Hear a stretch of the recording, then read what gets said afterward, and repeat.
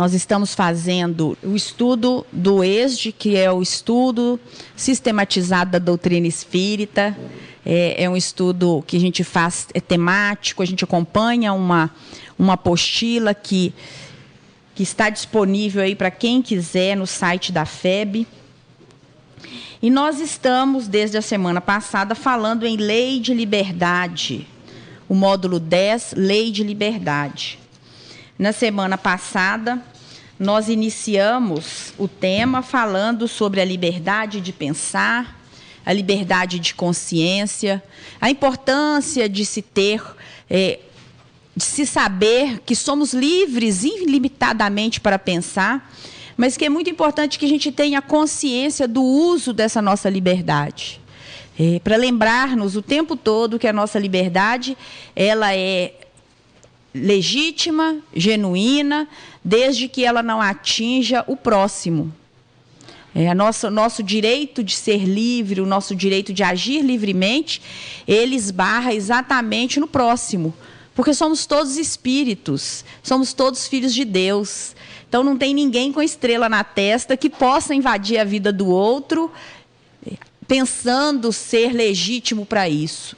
E como irmãos, apesar das grandes diferenças que vemos o tempo todo, mas nós sabemos que essas diferenças não são instituídas por Deus, mas são instituídas por nós mesmos, quando fazemos as nossas escolhas, quando determinamos que nossos caminhos vão seguir por um ou outro, nós acabamos acentuando as diferenças entre nós. As nossas diferenças são diferenças evolutivas, cada um de nós no seu patamar, mas todos nós com as mesmas oportunidades para o crescimento, para o progresso, para a evolução. Isso é um fato que a gente não pode esquecer em momento nenhum. Às vezes a gente esquece, às vezes a gente fica assim, meu Deus, por que é só comigo? Que pesado que está hoje, não.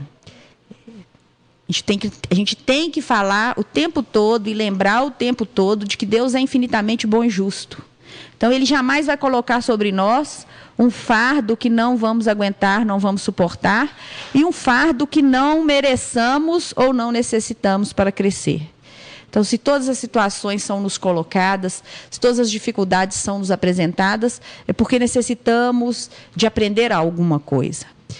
Precisamos melhorar, precisamos nos burilar. E o que nos faz burilar é exatamente essa maturidade que temos ao nos reconhecer diante do próximo. É aquilo que a gente falou na semana passada, que Jesus esteve entre nós e que Jesus nos ensinou a amar ao próximo e que Jesus utilizou e vivenciou isso. Quando ele dizia, não fazer aos outros o que não gostaríamos que nos fizessem.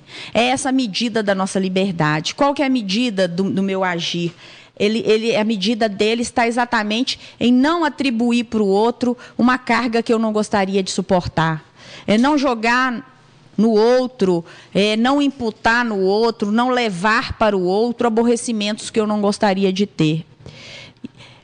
É essa o maior desafio de todos nós e o que nos torna melhor o tempo todo. A lei de liberdade, ela é muito clara, somos livres porque temos o livre-arbítrio que nos possibilita vivenciar essa liberdade o tempo todo. Especialmente hoje a gente vai falar de livre-arbítrio e responsabilidade. Depois de termos falado de liberdade de consciência, falamos agora em livre-arbítrio e responsabilidade, mas só para nos lembrar mesmo o que é isso, porque todo mundo, de alguma forma, já está cansado de ouvir. Espírita adora falar livre-arbítrio, não é assim? Todo mundo adora, porque é o livre-arbítrio, é o livre-arbítrio. Só que as escolhas que fazemos por nosso livre-arbítrio, elas são escolhas que trazem muita responsabilidade. E como espíritas, já conhecedores da doutrina, porque mesmo aqueles que nos acompanham de vez em quando, que aparecem de vez em quando aqui, eu sei que já estão mais conscientes do nosso papel no planeta, do nosso papel no plano terreno. Nós não podemos nos furtar das nossas responsabilidades. Quando falamos em livre-arbítrio, quando falamos em responsabilidade, nós estamos falando nas nossas formas de agir. das mais simples às mais complexas. Nas nossas escolhas menores até as nossas escolhas mais complicadas, aquelas escolhas que vão atingir grandes grupos. Porque não é o tamanho, né, que eu dou para a minha escolha, é o alcance que ela vai ter. E a responsabilidade ela vem no mesmo alcance da minha escolha. E hoje voltamos para falar, vamos voltar novamente nas leis morais, lá do Rodolfo Caligares.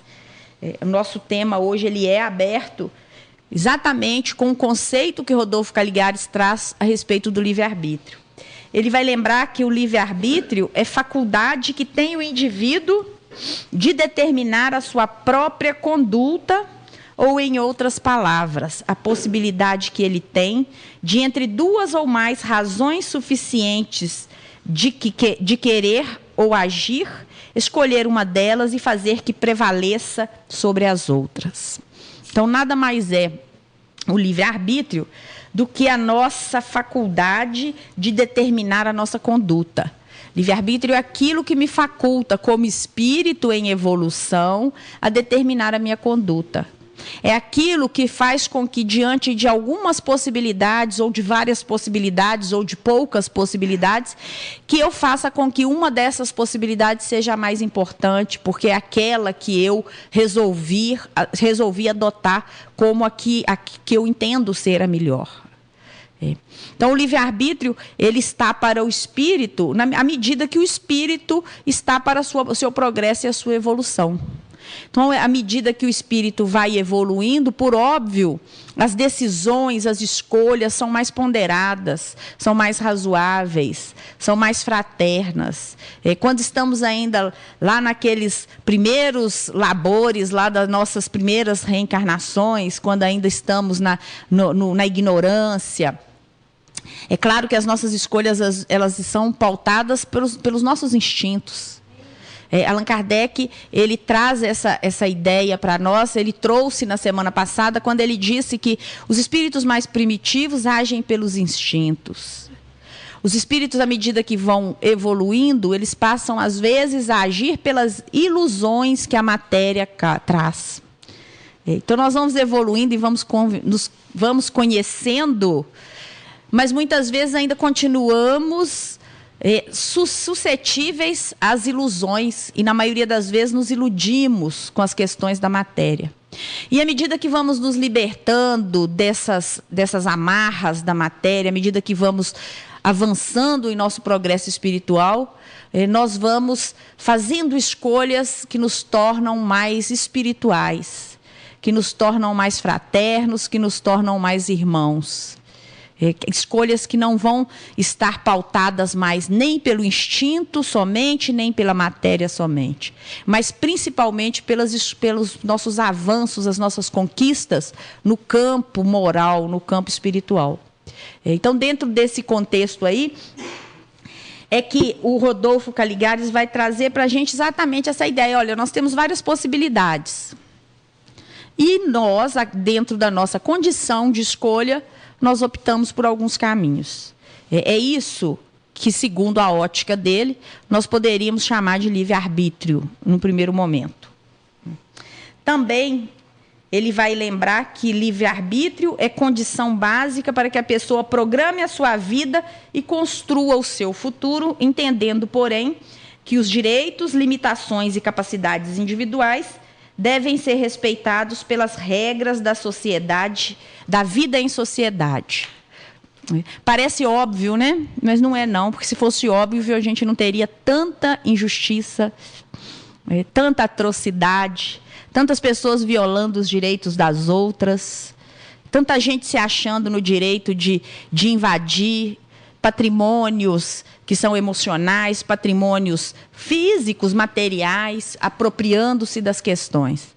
Então, mesmo parecendo ser tão óbvio essa fala dele, que é exatamente a nossa condição para que a gente se programe, para que a gente construa um futuro, porém, respeitando os direitos, limitações e capacidades individuais daqueles que vivem em sociedade, isso ainda para nós está um pouco distante.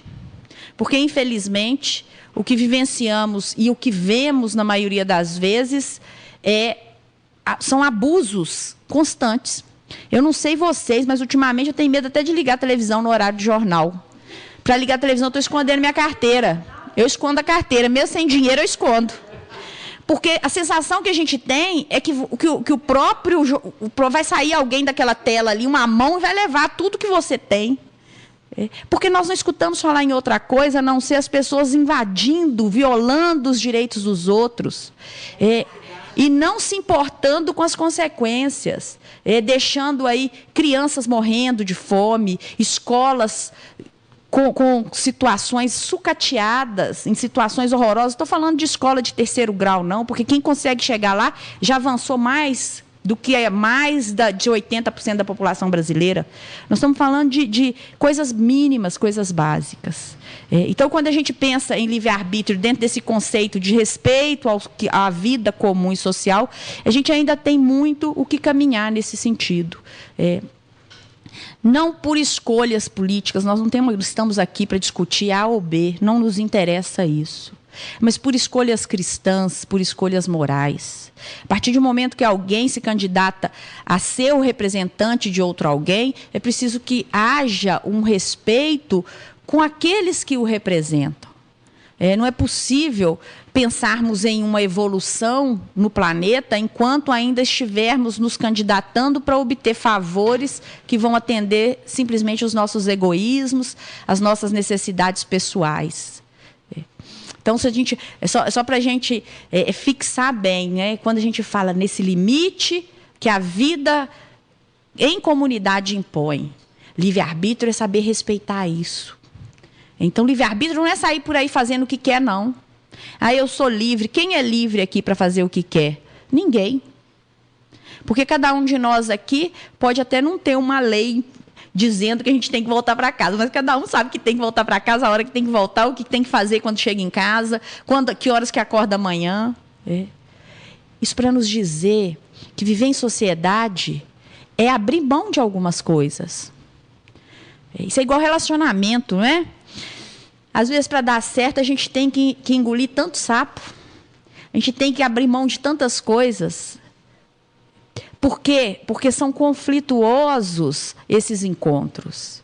Socialmente, nós somos conflituosos. Nós somos espíritos que ainda estão em fase muito próxima à materialidade. Vivemos num mundo em que o mal impera. O nosso egoísmo ainda fala muito alto em nós, ainda grita muito alto em nós. E o nosso passado de derrotas e de dificuldades está muito, muito recente. As nossas reminiscências são muito fortes ainda. Então, nós precisamos, o tempo todo, desse apoio aí, desse cuidado e dessa lembrança. Qual que é o meu limite? O meu limite é o outro. Simplesmente. Meu limite é no momento em que eu me encontro diante de uma situação que eu tenha que escolher, eu tenho que levar em consideração que as minhas escolhas vão repercutir em circunstâncias que possam atingir o outro. E é isso, em regra, que o Cotardo Caligares introduz para lembrar aí, muito rapidamente e de uma forma bem tranquila, que essa limitação voltada para o convívio comum é a responsabilidade que está atrelada aí à minha liberdade. Liberdade que se limita pela existência do outro. E ele continua dizendo que a pessoa percebe instintivamente os limites da sua liberdade, uma vez que intrinsecamente livre, criado por Deus para ser feliz, o homem traz na própria consciência a compreensão desses limites.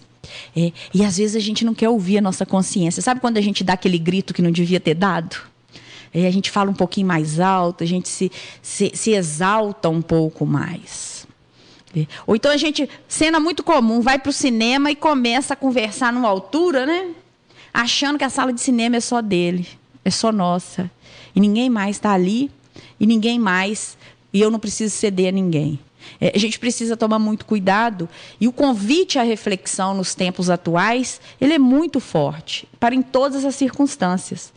Carlos Alberto gosta muito de falar aqui do trânsito, né, que a gente vê a evolução do povo quando observa um pouco como estamos nos comportando no trânsito. O trânsito é um termômetro muito interessante para a gente pensar. Vocês já perceberam que a grande maioria não tem paciência para nada, porque já saiu atrasado, já está no débito, e quer fazer com que um percurso seja cumprido, seja feito, percorrido num tempo que nem em tempos normais poderia ser feito. Então já estamos andando sempre com aquela ideia de que se eu puder passar na frente do outro, eu vou passar. Se eu puder furar um sinal e o guarda não anotar a minha placa, eu vou fazer isso. Se eu puder fazer alguma coisa que não haja uma consequência direta, eu devo fazer. Mas a grande liberdade é a gente deixar de fazer, não porque a gente vai ter uma punição direta. A grande liberdade é exatamente porque eu reconheço que, não estacionando, por exemplo, em fila dupla, eu vou estar respeitando o outro que está vindo ali atrás e não vou criar um transtorno. E às vezes a gente vê isso tanto nas portas das escolas. As mães, claro, com todas as tarefas que todas as mães têm, com todas as dificuldades que hoje nós mulheres enfrentamos no mercado de trabalho, mas que simplesmente param na fila dupla. E pronto, me espera, porque eu sou muito importante. Olha o ego. Olha o eu gritando. Olha o quanto nos distanciamos desse conceito que o Rodolfo Caligares traz no seu livro As Leis Morais, quando eu paro na fila dupla e simplesmente negligencio, finjo que não existem pessoas atrás de mim. Quando eu acho que o meu filho é o mais importante de toda uma escola, com às vezes 1.000, 2.000 alunos, porque naquele momento eu sou o dono daquele lugar. Quando eu estou agindo assim, por óbvio, eu estou muito distante disso desse preceito mínimo aí, de fazer as escolhas, observando um bem coletivo, um bem social, olhando para o outro, não fazendo com o outro aquilo que eu não gostaria que fizesse comigo. É o preceito lá de Mateus, de Jesus com Mateus. E eu volto na escola porque esse é um exemplo bom. Se eu não gosto de ficar parado, fora o mau exemplo que ainda as nossas crianças estão aí vendo, né? Porque, como diz o Emmanuel, a palavra, ela convence, ela sensibiliza, mas o exemplo arrasta. Então, às vezes, como pais, a gente precisa dar o exemplo, porque o nosso filho, ele não é bobo. Ele vê que você está falando uma coisa e vivendo outra. E quando nós fazemos isso, o que falamos perde todo o sentido e todo o significado. Às vezes é melhor não falar nada. O silêncio e o exemplo talvez seja uma fórmula mais eficaz do que o falatório e o mau exemplo. Então, para reforçar essa ideia mesmo aí de que somos livres, mas que devemos ter em nós, deixar falar em nós essa consciência de Deus que nos limita e que nos diz que o outro nos limita, que o outro deve ser visto, deve ser respeitado e deve ser o tempo todo considerado em nossas decisões. Allan Kardec vai dizer que o direito natural de liberdade está atrelado ao de responsabilidade. Quanto mais livre o indivíduo, mais responsável ele é. A responsabilidade produz o amadurecimento do espírito, ao longo das experiências vividas no plano material e espiritual. As noções de responsabilidades são observadas inicialmente no cumprimento dos deveres sociais e morais para consigo mesmo e para com o próximo em geral. À medida que aprende a associar a noção de liberdade e de responsabilidade, a pessoa melhor exercita o seu livre-arbítrio, sendo impulsionada por um sentimento superior que lhe permite desenvolver ações de amor ao próximo. Olha que interessante, né? Quando a gente fala em amor ao próximo, e eu gosto muito de pensar sobre as palavras que nós pronunciamos. Eu não sei se vocês têm esse hábito. O que a gente fala às vezes, né? O que a gente está falando, o que está saindo da nossa boca. E nós falamos muito nisso, fraternidade, amor ao próximo, observar o outro e respeitar o outro. Aí quando a gente está diante de situações desse tipo aqui, qual que é a nossa responsabilidade? Num primeiro momento, a gente precisa desse controle social. É necessário que exista uma lei que me proíba parar na porta da escola na fila dupla, para que eu não faça, porque há uma imposição social para isso. Mas à medida que nós formos evoluindo e formos habitando mundos mais evoluídos, ou até mesmo à medida que a Terra se regenerar e que os espíritos que aqui estejam também em processo de constante progresso, nós não vamos nem precisar de uma lei para dizer que a gente não pode parar em fila dupla. Ninguém vai fazer isso. Nós vamos parar nosso carro, se for preciso, 2, 3 quilômetros da escola e vir caminhando. Para que a gente não crie um transtorno para o outro que está vindo atrás de mim. Para que eu não gere um problema para um outro. Então, é muito interessante porque muitas vezes o que nos é imposto pela norma, pela justiça, quando vira aquisição do espírito, quando entra em nós, quando deixa de ser, eu deixo de fazer determinada coisa, não é porque existe uma lei que me impõe, não. Eu deixo de fazer determinada coisa porque isso eu entendo não ser a melhor forma de agir. Porque o meu livre-arbítrio, ao fazer as escolhas, ele vai dizer o seguinte: esse caminho, ele tem essas consequências, o outro caminho, ele é melhor a ser seguido. Nessa medida aí das escolhas, das responsabilidades que agregam as nossas escolhas, é que a gente vai começando a avançar. Lembrando que, num primeiro momento, a gente precisa, às vezes, da força, da imposição, da regra rígida. Tem muito espírito por aí que, para ficar calmo, precisa de imposição de igrejas tradicionais. Que os proíbem, inclusive, de usar blusa de manga, sem manga, num calor de 40 graus. Porque são espíritos que ainda estão precisando do controle absoluto. São espíritos que, se passarem em determinada situação, vão cair. Então, não tem nada fora do lugar, não, viu, gente? Quem gosta de ouvir o culto do pastor, vai lá ouvir o culto do pastor. Quem gosta de ouvir a pregação do padre, vai escutar o padre. Quem gosta de vir à casa espírita para escutar esse monte de gente falando aqui, esse monte de devedor aqui, que fica aqui falando mais para nós do que para os outros, venham. Vamos estudar junto a doutrina espírita, vamos estudar junto as religiões, porque é o nosso espírito que vai nos dizer qual é a medida da nossa necessidade. Em qual lugar que eu vou encontrar paz. Sabe aquela coisa da paz do espírito? Muitas vezes, quando você solta muito as amarras, o espírito não tem paz mesmo, não. É igual menino, né? Menino artioso. Menino artioso, você às vezes precisa segurar um de um lado, outro do outro, e não deixa soltar de jeito nenhum. À medida que ele vai amadurecendo, ele já pode caminhar sozinho. Então, essa questão aí do livre-arbítrio tem muito a ver com esse nosso caminhar no mundo, com essa nossa percepção do mundo.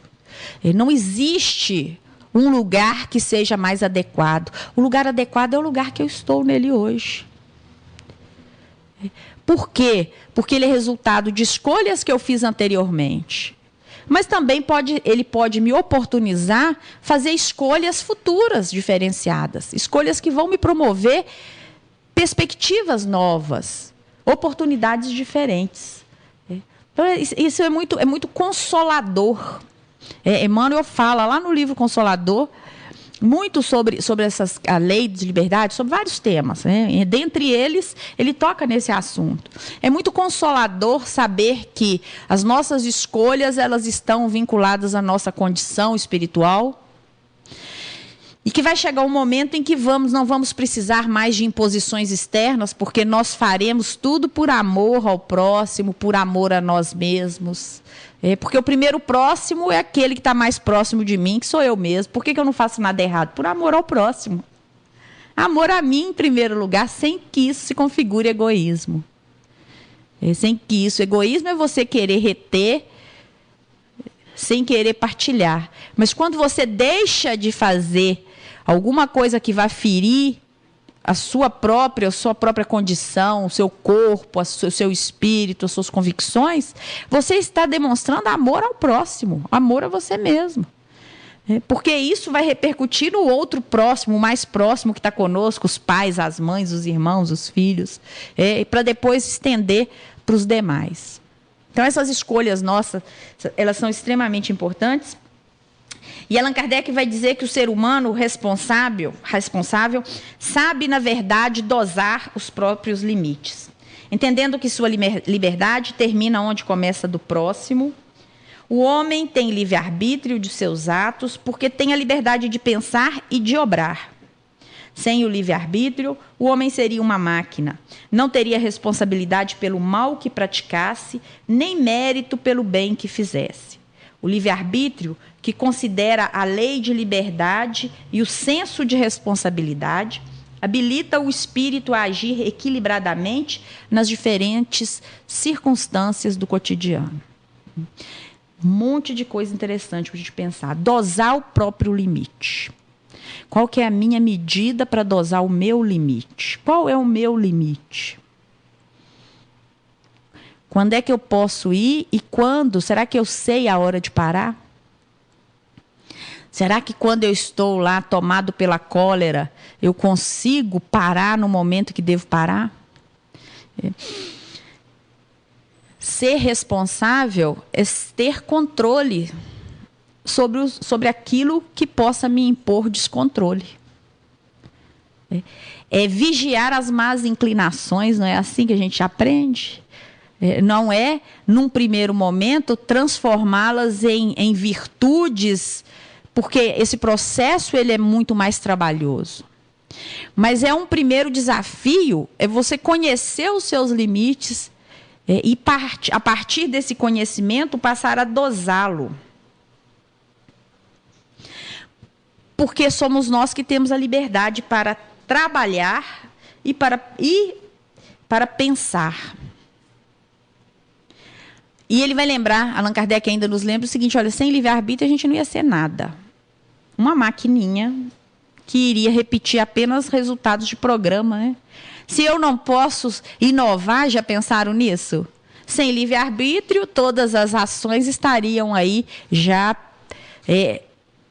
previstas, premeditadas, sei lá, todas já prontas, aí já saberíamos quais seriam os caminhos. É nesse campo aí das nossas escolhas, nesse momento em que escolhemos A ou B em detrimento de B, ou deixamos de ir para determinados caminhos, é que nos tornamos humanos. É esse o ponto talvez crucial aí da nossa humanidade, da nossa sensibilidade. E aí, ele lembra isso, que a gente precisa considerar que a lei de liberdade e o senso de responsabilidade habilita o espírito a agir equilibradamente nas diferentes situações do cotidiano. Mais uma vez, é um convite para pensarmos o que estamos vivendo no nosso cotidiano, qual que é a nossa dosagem dos nossos limites, como é que estamos conduzindo as nossas vidas, como que estamos lidando com o outro diariamente. A gente não precisa nem ir muito longe, mas a gente vai começar a lembrar de vários momentos em que fazemos escolhas porque somos livres, porque temos liberdade de pensar e de trabalhar. Liberdade de pensar e de obrar. Nós temos liberdade de consciência de fazer as nossas escolhas. Mas em muitas vezes nós temos visto escolhas que têm ferido muito aí o outro. Estamos escolhendo fazer aquilo que não gostaríamos que fizessem conosco. Estamos escolhendo fazer ao outro o que não gostaríamos que nos fizesse. Então, precisamos... a reflexão está passando um pouquinho por aí. Allan Kardec vai dizer que Deus nos deu a liberdade e o livre-arbítrio como instrumento de felicidade. Isso é importante, porque o fato de eu dosar meus impulsos, de eu dosar meus limites, não pode trazer a mim sofrimento. Não dá, porque se estiver sofrendo, então não está bom. Ah, por que você não vai fazer determinada coisa? Ah, porque eu estou proibido de fazer? Não, porque meu espírito hoje não se satisfaz mais com esse tipo de conduta. Porque hoje eu me vejo numa condição que não estou mais feliz dessa forma. Lembram lá do filho pródigo? O filho pródigo, ele quando faz a escolha de ir ao mundo e de pegar todo o dinheiro que ele tinha direito, e o pai não, em momento algum, o pai o nega aquela experiência. Mas a partir do momento que ele está lá comendo com os porcos, isso é uma metáfora muito boa para nós na atualidade, quantas vezes estamos comendo com os porcos, aí nós vamos lembrar, ele se lembrou que aquilo não era bom para ele. Não é isso que eu quero, não é isso que me faz feliz. Eu sou filho do meu pai, e nem os servos da casa do meu pai comem o que eu estou comendo e da forma como eu estou comendo. Eu vou retornar ao meu pai e vou pedir a ele um trabalho para que eu possa retornar à sua casa. E o pai, quando a gente faz quando a gente retorna a ele, né, ao invés de nos dar uma condição de servo, ele nos dá a condição de filho que somos. A parábola do filho pródigo, ela é a parábola do livre-arbítrio, é a parábola da evolução, é a parábola que nos leva exatamente a pensarmos, peraí, isso não me satisfaz mais. Isso já me satisfez há algum tempo, mas hoje a minha felicidade não pode ser condicionada a esse tipo de situação. E é nesse sentido que Allan Kardec chama a nossa atenção de que o livre-arbítrio dado por Deus, ele é instrumento de felicidade e não de repreensão e não de contenção. Eu vou deixar de fazer, não é porque eu tenho medo de fazer alguma coisa e o outro me olhar e falar de mim. O que ele vai pensar? Não é isso, não. Eu vou deixar de fazer porque isso não me faz bem mais. Não satisfaz o meu espírito e eu não quero mais. Muito bem. A liberdade nos é concedida para que possamos ter uma visão mais lúcida de nós mesmos e das demais pessoas, de forma a discernir que papel devemos exercer na sociedade. Quais são os nossos limites e possibilidades, assim como os dos semelhantes. Então, essa liberdade também é para que a gente possa perceber e valorizar o outro, olhar para o talento do outro com um olhar menos invejoso, talvez. Olhar para o jardim do vizinho e, quando olhar a grama verde, falar, olha que bênção, vou fazer como ele, vou começar a acordar mais cedo, jogar uma aguinha, não pode jogar muito, porque nós estamos com falta de água. Ou então fazer dança da chuva aqui no terreiro para ver se chove. Talvez seja mais eficiente, né? Mas, enfim, ao invés de olhar para o outro e falar, nossa, olha lá como ele conseguiu trocar o carro dele, vamos trabalhar mais. Às vezes, quem sabe, se for o merecimento, se for sua necessidade, você também não vai conseguir. Então, a gente precisa pensar nessa ideia aí também. Allan Kardec vai lembrar que devemos considerar que há liberdade de agir desde que haja vontade de fazer. Isso também é outra máxima que a gente está lá no Evangelho, estudando o Evangelho todo dia e olhando o Evangelho à luz da doutrina espírita, a gente vê isso o tempo todo. Não adianta eu ficar aqui sentado de braços cruzados chorando. Isso pouco vai adiantar. Talvez dê uma desentupida aí nas glândulas lacrimais. Dizem que faz bem, mas demais também acaba inchando o rosto e fica feia, viu, meninas? Não adianta. Chora o tempo que tem que chorar. Talvez uns 15 minutos. Depois arregaça as mangas e vai trabalhar. E correr atrás. E buscar aquilo que pode ser buscado. O tempo todo, né? Batei e abrir-se-vos-á. Se eu não implemento uma ação, eu não posso esperar um retorno. É isso um pouco que está dizendo aqui, olha, tem que ter vontade de fazer. Liberdade de agir pressupõe ter vontade de fazer. Se eu não tenho vontade de fazer nada, eu não fiz nada, não vai resolver nada. Nas primeiras fases da vida, Quase nula é a liberdade, que se desenvolve e muda de objeto com o desenvolvimento das faculdades. Estando seus pensamentos em concordância com o que a sua idade reclama, a criança aplica o seu livre-arbítrio àquilo que lhe é necessário. A criança, sendo menos livre em razão de suas limitações naturais, é, consequentemente, menos responsável pelos seus atos. Também é algo que a gente já tem. E essa criança aí, vamos parar de pensar na criança que temos, mas vamos pensar em nós. Hoje somos menos responsáveis pelos nossos atos do que seremos daqui, talvez, a um milênio. Como somos mais responsáveis pelos nossos atos, como fomos há algum tempo atrás. A criança, quando ela age, por que é menos responsável? Porque tem menos conhecimento, tem menos entendimento, tem menos consciência do que fazer e das escolhas que faz. É por isso que espírita que estuda a doutrina espírita é sempre mais responsável de seus atos do que todos os outros, viu? Não adianta fugir, não. Porque a gente já sabe que nós estamos nos candidatando a uma outra proposta de vida, não mais de vítimas, mas de espíritos que estão aí prontos para laborar, para contribuir na construção de um mundo mais fraterno, de um mundo melhor. Então não dá mais para ficar de bracinho cruzado esperando chegar à porta da nossa casa aquele emprego que a gente está precisando, ou ficar esperando chegar lá aquela situação que não foi resolvida. É preciso que a gente faça também, que a gente implemente aí esforços nesse sentido. E aí nessa metáfora da criança, ele vai chegar no adulto, que é considerado responsável pelos seus atos e suas atitudes, porque suas faculdades orgânicas e psíquicas estão desenvolvidas, devendo dessa forma assumir as consequências das ações que praticam. Não podemos deixar de considerar, entretanto, que o processo de amadurecimento espiritual é gradual, estando diretamente subordinado à lei do esforço próprio. Gosto muito de falar isso. Ninguém evolui para o outro. Isso é para acalentar os corações de muitos aí que às vezes ficam olhando em casa e ficam assim, oh meu Deus, que dia que vai apanhar juízo? A evolução espiritual é gradual.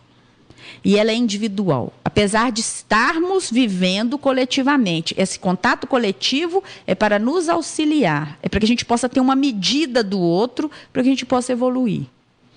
Mas ninguém vai virar santo. Olha, fui a uma reunião, escutei o Carlos Alberto, virei santo, saí voando. Papo furado. Não existe isso, não. Evolução é esforço. É muito suor e muita lágrima, não é assim? Porque a gente vence um dia depois do outro. Como a gente fala lá no Pai Nosso, né? Um dia de cada vez. Me dá o pão de cada dia. Não me dê tudo de uma vez, não, porque eu não vou saber o que fazer com ele. Então, vamos devagar, tanto com as dificuldades, quanto com os benesses. Me dê dentro da graduação, da gradação que eu sou capaz de absorver. As nossas imperfeições espirituais refletem o nosso estado evolutivo.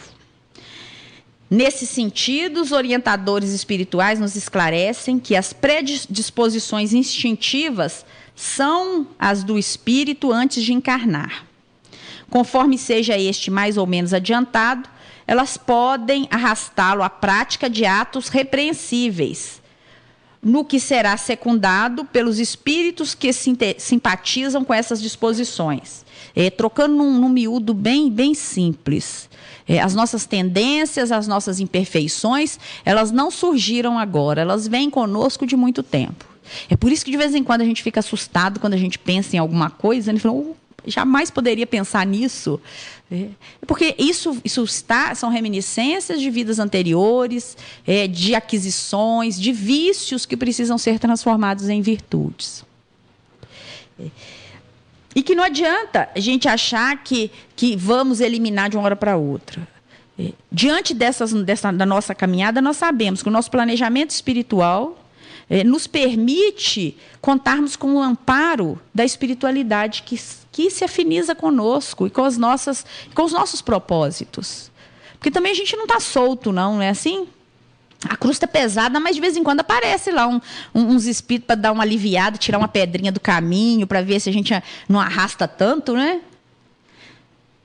Então, é mais ou menos nessa linha que Allan Kardec está trazendo para a gente esse entendimento. Ele continua dizendo que o espírito, que de algum modo já armazenou certos valores educativos, é convocado para esse ou aquele trabalho de responsabilidade, junto de outros seres em provação rude ou em busca de conhecimento para aquisição de liberdade. Então tem muito pai, muita mãe por aí que está aí, ó, passando alguns perrengues, né? Assim que a gente fala por aqui, não sei se por lá quem está nos ouvindo entende o que eu estou dizendo. Essas são as nossas dificuldades, porque muitas vezes somos convidados a laborar junto com espíritos que estão precisando. Muitas vezes são eles que estão nos ajudando e a gente está achando que a gente é que está fazendo vantagem.